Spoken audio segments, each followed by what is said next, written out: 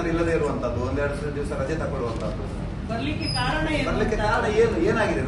ನಾವೇನು ಕಳ್ಳರು ಕೂತ್ಕೊಂಡಿದ್ದೇವೆ? ನಾವು ಎದೆ ಕೊಟ್ಟು ಹೇಳ್ಬೋದಲ್ವಾ ಯಾಕೆ ಬಂದಿದ್ದೀರಿ, ಅಥವಾ ಏನು ಯಾರಾದ್ರೂ ಕಳ್ಳರಿದ್ರೆ ತಗೊಂಡು ಹೋಗಿ ಅಂತ ಕೊಟ್ಟು ಬಿಡಬಹುದಲ್ಲ. ಯಾಕೆ ನಾವು ತಲೆದಾಗಿಸಿ ಬದುಕುವಂತದ್ದೇ ಇದು, ಈ ಜವಾಬ್ದಾರಿಯನ್ನು ತಗೊಂಡು ತಲೆದಾಗಿಸಿ ಬದುಕುವಂತ ಅವಶ್ಯಕತೆ ಇಲ್ಲ. ಕಮಿಷನರ್ ಇದಕ್ಕೆ ಮೊನ್ನೆ 2 ದಿವಸ ಆ ಕಮಿಷನರ್ ಇನ್ನೇನು ಕಮಿಷನರ್ ಇರ್ಲಿಲ್ಲ, ಅದು ತುಂಬಾ ಬೇಸರ. ಯಾಕಂದ್ರೆ ಒಬ್ಬ ಇಲ್ಲಿ ನೋಡ್ಕೊಳ್ಳುವಂತವನು ಹೇಳ್ಬೇಕಿತ್ತು ಏನಾಗ್ಬೇಕಿತ್ತು ನಿಮ್ಗೆ ಅಂತ.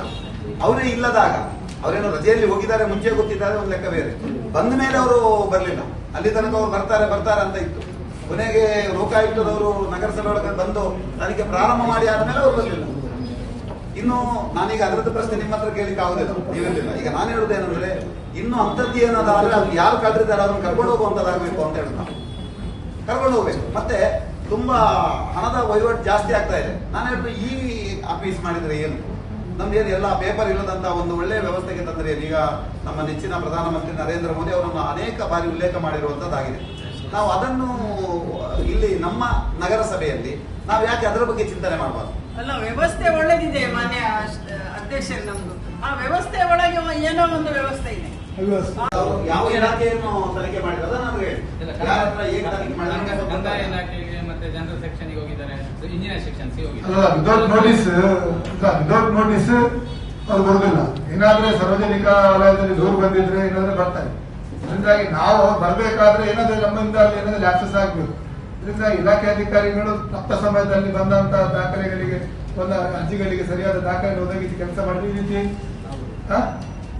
ಲೋಕಾಯುಕ್ತವರು ಬರುವಂತದ್ದು ಆಗುದಿಲ್ಲ. ಅದರಿಂದಾಗಿ ಲೋಕಾಯುಕ್ತವರು ಪದೇ ಬಂದ್ರೆ ನಗರಸಭೆ ಒಂದು ಕೆಟ್ಟ ಹೆಸರು, ಅಧಿಕಾರಿಗಳ ಮೇಲೆ ಕೂಡ ಒಂದು ದೊಡ್ಡ ರೀತಿಯ ಸಂಶಯ ಹೊರಬರ್ತದೆ.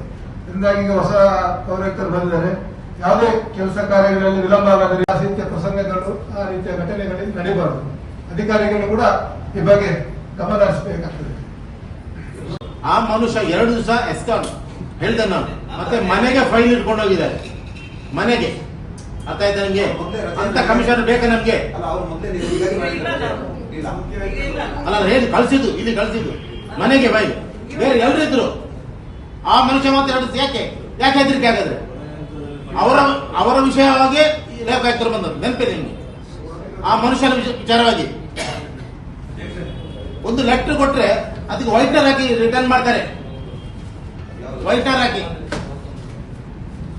ಏನೋ ಒಂದು ಹೈವೇ ಸೈಡ್ ಅಲ್ಲಿ ಕಟ್ಟಡ ಕಟ್ಟಿದ್ದಾರೆ, ಅದನ್ನು ಬಿಚ್ಚಬೇಕಂತ ಬಿಚ್ಚಲಿಲ್ಲ.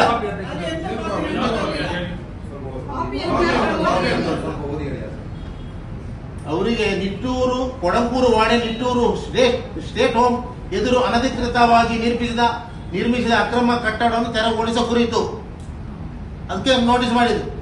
ಹೇಳಿ ಮಾಡಲಿಲ್ಲ, ಎಷ್ಟು ಹೇಳಿದ್ರು ಮಾಡಲಿ, ಅದಕ್ಕೆ ನೋಟಿಸ್ ಮಾಡಿಬಿಟ್ಟೆ.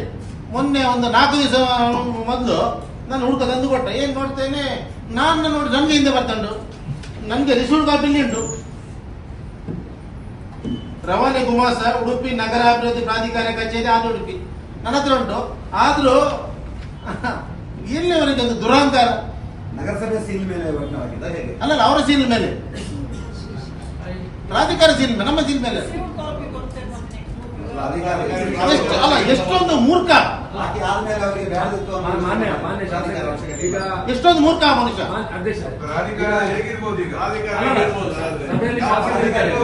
ದಯವಿಟ್ಟು ಉಡುಪಿ ಸಭೆಯಲ್ಲಿ ಶಾಸಕರಿದ್ದಾರೆ,